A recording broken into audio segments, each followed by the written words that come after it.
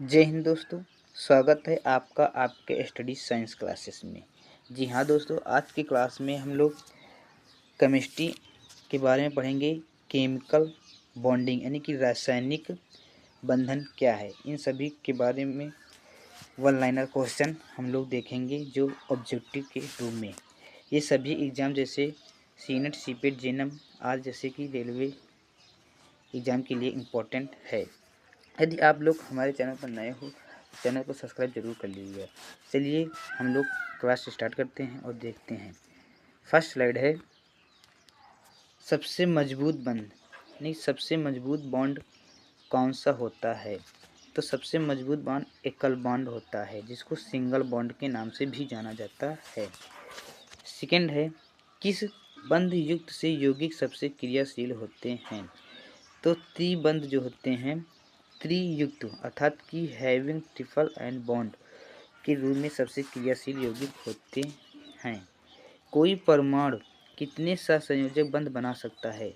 तो कोई भी परमाणु हो, उस पर परमाणु में जितने कक्षकों में सिर्फ एक इलेक्ट्रॉन होता है वो सहसंयोजक बंध बना सकता है।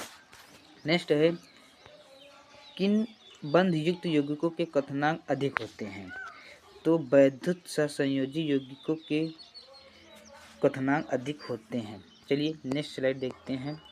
नेक्स्ट स्लाइड में है किन परिस्थितियों में, यानी कि किन परिस्थितियों में सहसंयोजकता 4 से अधिक हो सकती है। ऐसी कौन सी स्थिति है जिसमें सहसंयोजकता 4 से अधिक हो सकती है।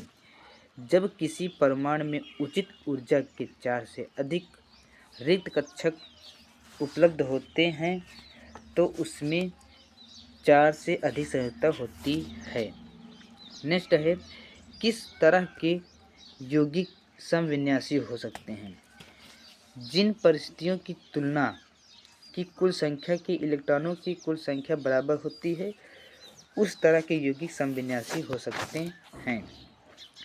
नेक्स्ट है सिग्मा बंधन कब बनता है, यानी कि सिग्मा बॉन्ड कब बनता है।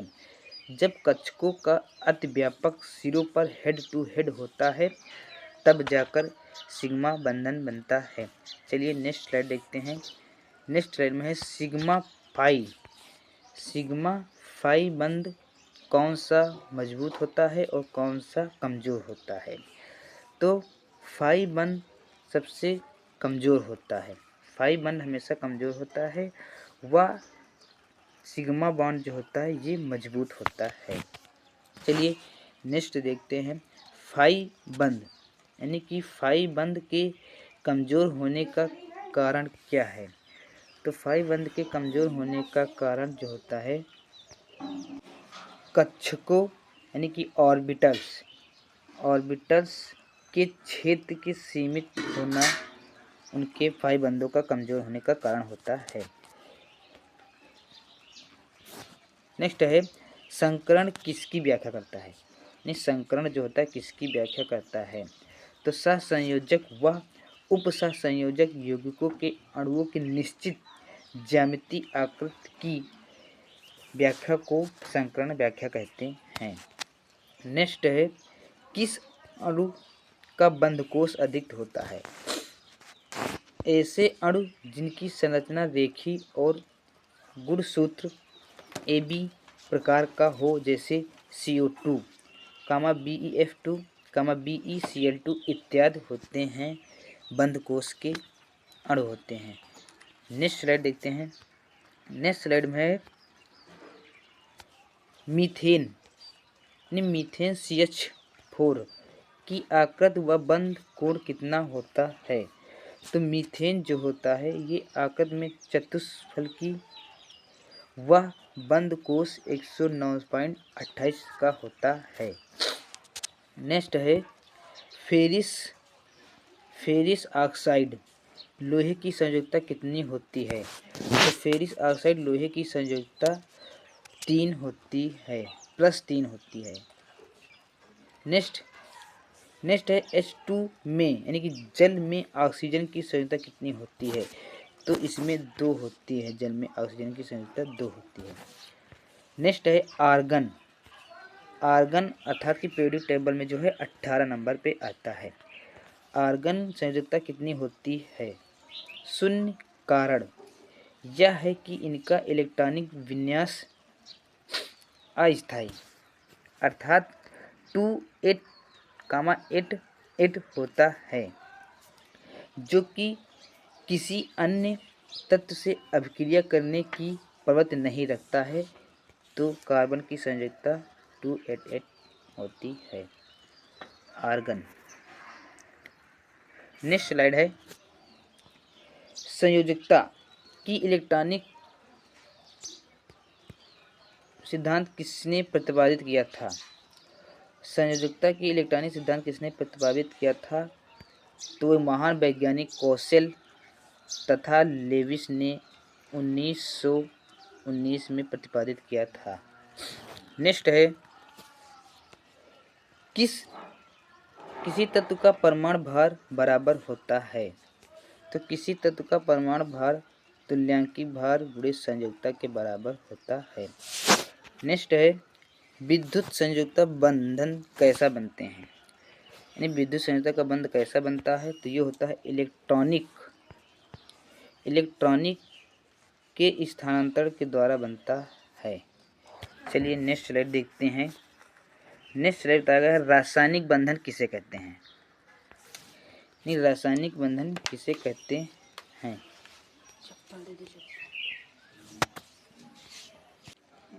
परमाणु जिन बलों से परस्पर संयुक्त रहते हैं उसे रासायनिक बंध कहते हैं। नेक्स्ट है पदार्थ या तत्वों के बंधन बॉन्ड बनने की प्रवृत्ति क्यों होती है? तो स्थायी इलेक्ट्रॉनिक विन्यास प्राप्त करने के लिए पदार्थों या तत्वों का बंध बनाने की प्रवृत्ति रखता है। नेक्स्ट है सोडियम क्लोराइड में कौन सा बॉन्ड होता है? तो सोडियम क्लोराइड में हमेशा वैद्युत संयोजक बंध पाया जाता है। नेक्स्ट है CHCl3 में कौन सा बंध होता है? तो इसमें सहसंयोजक बंध होता है। सहसंयोजक बंध जो सभी बंधक एकल होते हैं। चलिए नेक्स्ट स्लाइड देखते हैं। नेक्स्ट स्लाइड में बताया गया सोडियम क्लोराइड NaCl व कैल्शियम क्लोराइड में कौन सा बंध यानी कि बॉन्ड पाया जाता है? तो सोडियम क्लोराइड और सोडियम क्लोराइड अर्थात कैल्शियम क्लोराइड में विद्युत संयोजक बंध बनता है। नेक्स्ट है एक तत्व तीव्र धन व नेक्स्ट है एक तत्व तीव्र धन विद्युती व दूसरी तीव्र ऋण विद्युत है। इसके आपस में मिलने पर कौन सा बंध बनने की संभावनाएं हैं?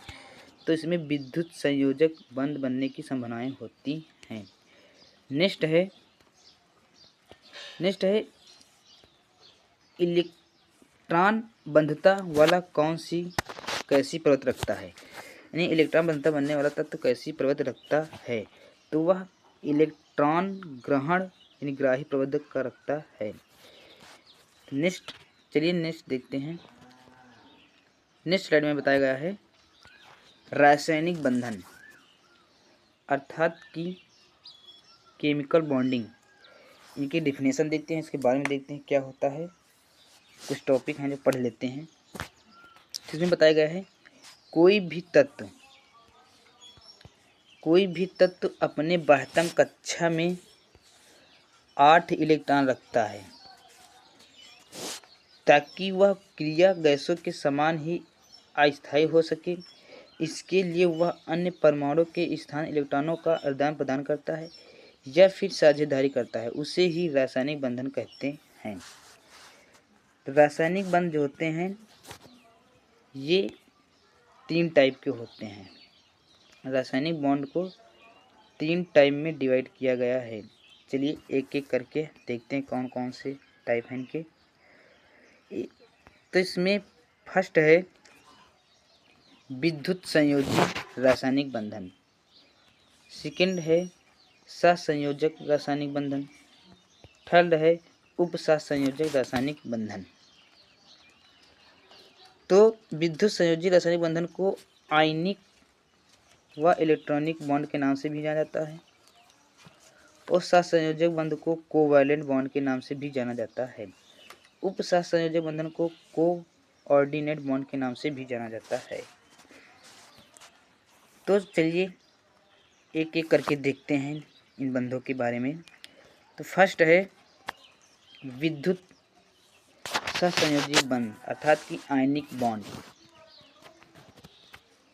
यह बंधन इलेक्ट्रॉन के त्याग करने या ग्रहण करने के कारण बनता है, अर्थात यह इलेक्ट्रॉनों के स्थानांतरण से बनता है। यह धातुओं तथा अधातुओं के बीच बनता है। धातु इलेक्ट्रॉन को त्यागते हैं जबकि अधातु इलेक्ट्रॉन को ग्रहण करते हैं। चलिए इनके एग्जाम्पल हम लोग एक एक करके देख लेते हैं। जैसे कि सोडियम और क्लोराइड को जब अभिक्रिया कराई गई है तो NaCl अर्थात कि सोडियम क्लोराइड बना है। तो सोडियम का जो इलेक्ट्रॉनिक विन्यास होता है 2,8,1 और 2 क्लोराइड का जो होता है 2,8,7 होता है। तो नेक्स्ट है कैल्शियम ऑक्साइड। तो कैल्शियम का इलेक्ट्रॉनिक विन्यास 2,8,8,2, ऑक्सीजन का 2,6 का इलेक्ट्रॉनिक विन्यास होता है। जब इन दोनों के बीच में जब अपक्रिया कराई गई है तो कैल्शियम ऑक्साइड यानी CaO बना है। नेक्स्ट है मैग्नीशियम Mg+O। तो मैग्नीशियम का जो इलेक्ट्रॉनिक विन्यास होता है 2,8,2, ऑक्सीजन का 2,6 इसका इलेक्ट्रॉनिक विन्यास होता है। जब इन दोनों के बीच अपक्रिया कराई गई तो Mg+O-2 मिलकर एक MgO बना है। चलिए नेक्स्ट स्लाइड देखते हैं। नेक्स्ट स्लाइड में कुछ दिए गए हैं प्रमुख विद्युत संयोजी यौगिक। कुछ प्रमुख विद्युत संयोजी यौगिक जो होते हैं इनके बारे में बताया गया है। फर्स्ट है magnesium chloride, ammonium chloride, potassium chloride. फिर है next aluminium oxide, calcium chloride और सोडियम क्लोराइड, कैल्शियम नाइट्रेट। इन सभी ही जो होते हैं विद्युत संयोजी यौगिक हैं। इनके सूत्र जो होते हैं MgCl, अमोनिया क्लोराइड का NH4Cl, पोटेशियम क्लोराइड का KCl, aluminium oxide Al2O3, calcium chloride जो होता है CaCl2, सोडियम क्लोराइड जो होता है NaCl और कैल्शियम नाइट्रेट CaNO3। इनके कुछ अपघटक आयन्स दिए गए हैं जो Mg, NH, potassium, aluminium, calcium, sodium, calcium, इनके विद्युत अपघटक हैं। चलिए नेक्स्ट स्लाइड देखते हैं। नेक्स्ट स्लाइड है आयन बंधन की विशेषताएं। आयन बंधन की विशेषताएं जो होती हैं इनका डिफिनेशन देख लेते हैं। ये ठोस अवस्था में विद्युत के कुचालक होते हैं। आयन बंधन की विशेषताएं जो होती हैं ये ठोस अवस्था में विद्युत के कुचालक होते हैं, किंतु इनका जलीय विलयन विद्युत का सुचालक होता है। नेक्स्ट है आयन विभव क्या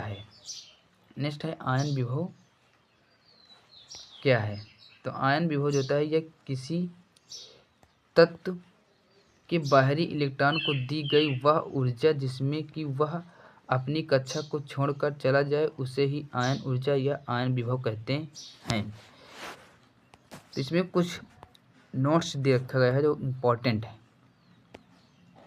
जैसे कि जब कभी बाहरी कक्षा में 1, 2 या 3 इलेक्ट्रॉन रहें वह स्वयं कक्षा को छोड़कर चला जाता है। धातुओं का आयन विभव विद्युत ही कम होता है जबकि अधातुओं का आयन विभव बहुत ही अधिक होता है।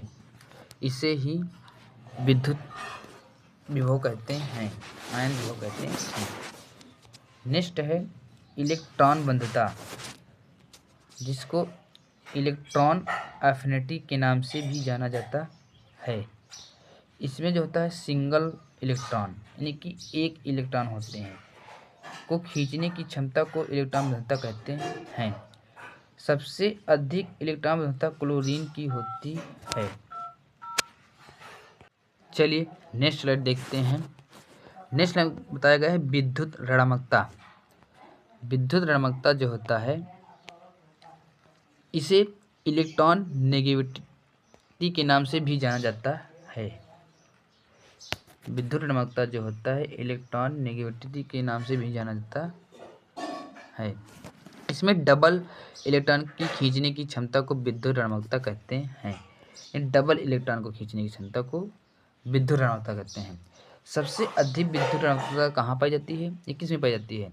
तो सबसे अधिक विद्युत ऋणात्मकता फ्लोरीन की होती है। नेक्स्ट है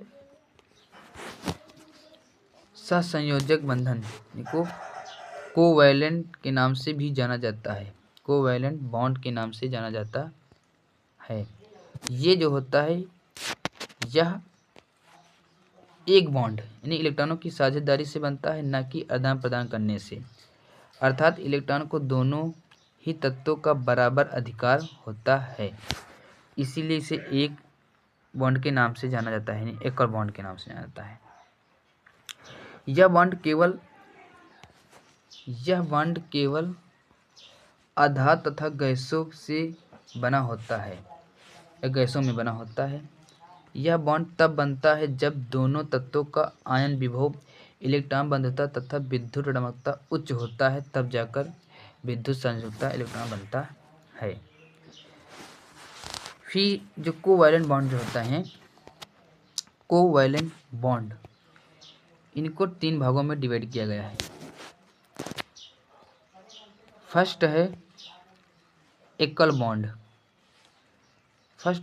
बॉन्ड, सेकेंड है डबल बॉन्ड जो होता है द्विबंधन। थर्ड है ट्रिपल बॉन्ड, को त्रिबंधन के नाम से जाना जाता है। इन सभी टॉपिक के बारे में हम लोग नेक्स्ट क्लास में पढ़ेंगे। बाकी के लिए इतना ही रहेगा। ओके फ्रेंड, यदि आप हमारे चैनल पर नए हो तो इस चैनल को सब्सक्राइब कर लीजिएगा, जिससे कि हम जो भी वीडियो अपलोड करें आप लोगों के पास नोटिफिकेशन ज़रूर पहुंचे, और अपने दोस्तों को भी शेयर करिएगा। Okay friends.